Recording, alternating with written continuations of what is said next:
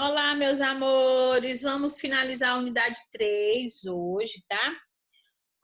Falando ainda sobre o continente americano e no tema economia. Todos aí observando. Vamos lá. Unidade 3, tá? Tema 4. Onde vai conversar um pouquinho sobre a questão da economia das Américas. Deixa eu só diminuir essa tela que está muito grande. Aos Estados Unidos sobram recursos para manter controle sobre os mercados agrícolas, minerais e industrializados. A velha história baseada na troca de matérias-primas pelos produtos já prontos e industrializados. No norte do continente se concentram também as atividades de agropecuária, com mais destaque para os Estados Unidos, comparando ao Canadá, com grandes plantações de trigo e milho. Bem, quando a gente se fala em economia da América, quando se fala justamente questão do setor econômico financeiro, a gente vem logo na nossa cabeça os Estados Unidos como o grande setor econômico, né? Tendo também vários outros países americanos que já não são tão superpotência. Então, para a gente falar em economia, a gente se relaciona a dois principais países americanos, Estados Unidos e o Canadá. Tá? Aonde eles fazem o quê? Aonde eles mantêm, controlam, compram do mercado agrícola de outros países subdesenvolvidos para justamente produzir, trabalhar com material industrializado, que é a especialidade dos Estados Unidos, do Canadá, o Canadá de industrializar e os Estados Unidos de vender. Então, é como se fosse o setor secundário, o Canadá, e o terciário, que é serviços e comércio, justamente com os Estados Unidos. Adiantando aqui. Aí nós vamos passar justamente para o outro lado. A gente falou das duas superpotências, esses aqui ficam como justamente as outras dos países subdesenvolvidos, que é a economia da América Latina. O México possui enormes safras de trigo, milho e outros cereais, enquanto as ilhas do Caribe privilegiam café, banana, cana-de-açúcar, cacau, tabaco, linho, a soja, o algodão e o milho. No Brasil, por sua vez, a pecuária bovina, a ovina e a equina é valorizada em alta escala, bem como na Colômbia, na Venezuela, no Chile, na Argentina e no Uruguai. O sul do país e a Argentina são também responsáveis por uma das mais importantes colheitas de cereais, o que movimenta intensamente a sua economia. Aqui a gente está falando justamente da outra potência, né?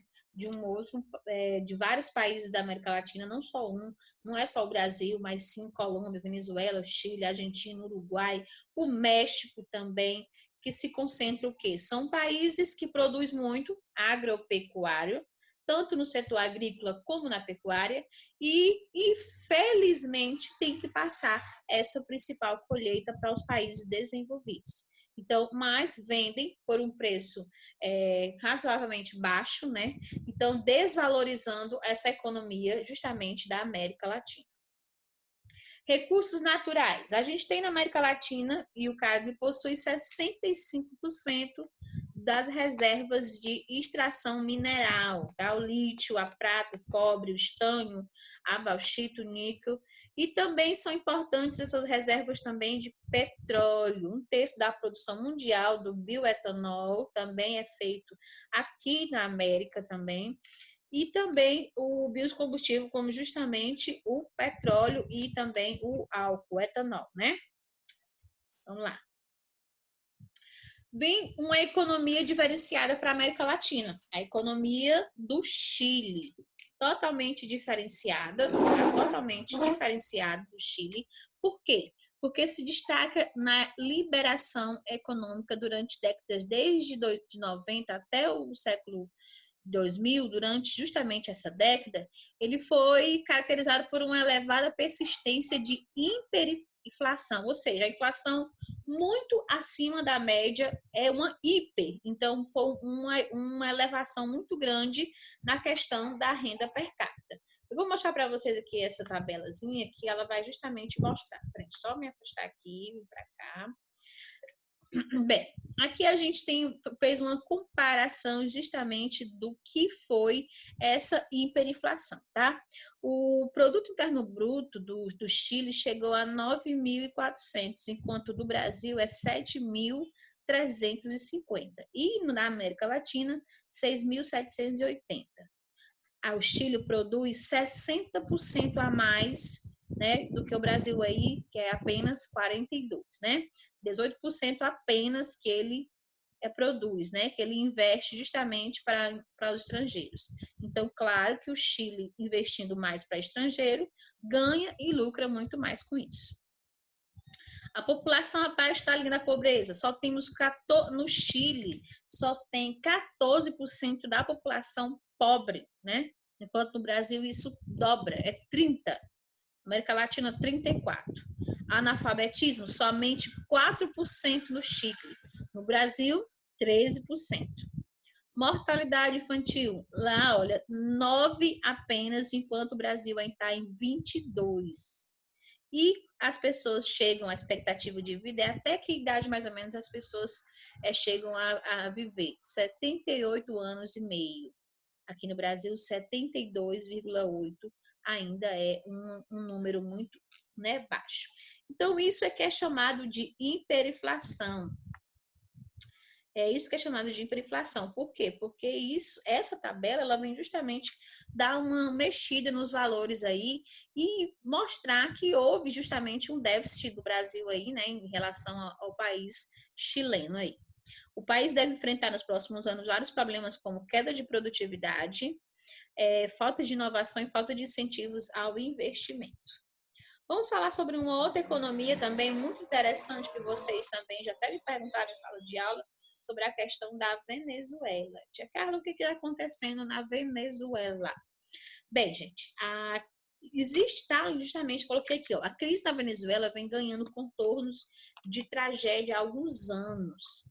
A fome fez os venezuelanos, meu Deus, não sei falar essa palavra, gente, venezuelanos perderem, em média, 11 quilos no ano passado.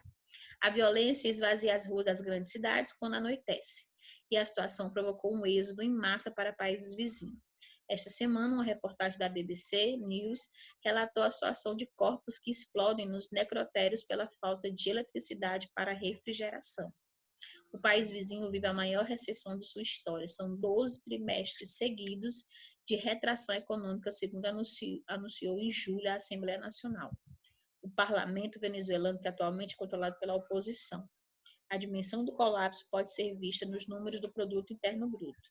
Entre 2013 e 2017, o Produto Interno Bruto da Venezuela teve uma queda de 37%, onde o Fundo Monetário Internacional prevê que neste ano caia mais 15%. Agora que o problema deve estar maior mesmo, com essa pandemia que atingiu não só o Brasil, mas o mundo inteiro.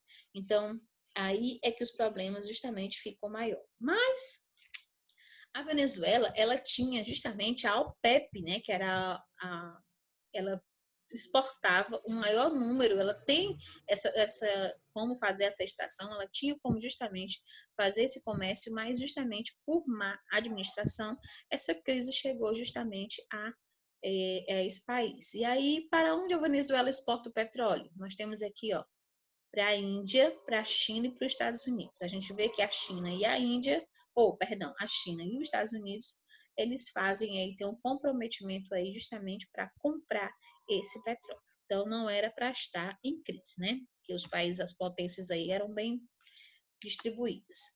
Agropecuária, cerca de 70% de todos os produtos que compõem a alimentação básica da sociedade é oriunda das pequenas e médias propriedades rurais, responsáveis por disponibilizar no mercado, sobretudo, milho, feijão e batata, inhame e mandioca, além de uma restrita produção pecuária, carne, leite, frango, entre outros. Apesar da extrema importância na produção de alimento, essas propriedades detêm um modesto nível tecnológico que reflete em uma baixa produtividade. Essa defasagem de tecnologia é proveniente, entre outros motivos, do desprovimento de auxílios financeiros e assessoria técnica. Na questão industrial, tá? Nós temos aqui Até eu coloquei aqui uma chargezinha para vocês, tá? O Obama, ó. Obama chega ao Rio. Que Rio? Rio de Janeiro, né? Claro. E aí ele pergunta para que lado fica o pré-sal? Por que que o Obama estava aqui nessa charge justamente interessado na questão do pré-sal? A pré-sal é uma camada onde a gente extrai petróleo, a Petrobras faz essa extração de petróleo, né? E era como se ele viesse em luta, né, lutando aqui contra o nosso país, em busca justamente desse petróleo, tá? Eu coloquei aqui, na medida em que a Primeira Guerra Mundial se desenvolvia, os países industrializados daquele momento, como a Inglaterra, França, Alemanha e Estados Unidos, passaram a diminuir o volume de exportação para as nações da América Latina. Diante da escassez de produtos industrializados, algumas nações latinas começaram a fabricar diversos produtos para garantir. Eu acho que eu esqueci alguma coisa aqui, gente. Mas aqui era como se tivesse justamente para garantir o sustento, né, das Américas. Então, fica aí a deixa, tá? E vamos aqui para diante. E aí eu deixei aqui uma atividadezinha para vocês, tá? Vocês vão assistir em casa, claro, né? Aí vocês vão procurar esse filme aí na Netflix ou na internet ou no YouTube.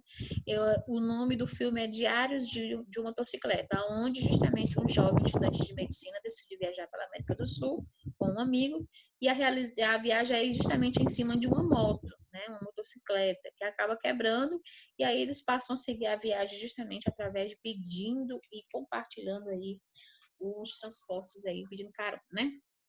Bem, nós vamos ficar por aqui, tá? A gente se vê na próxima semana, já na unidade 4, com um novo tema, um novo capítulo.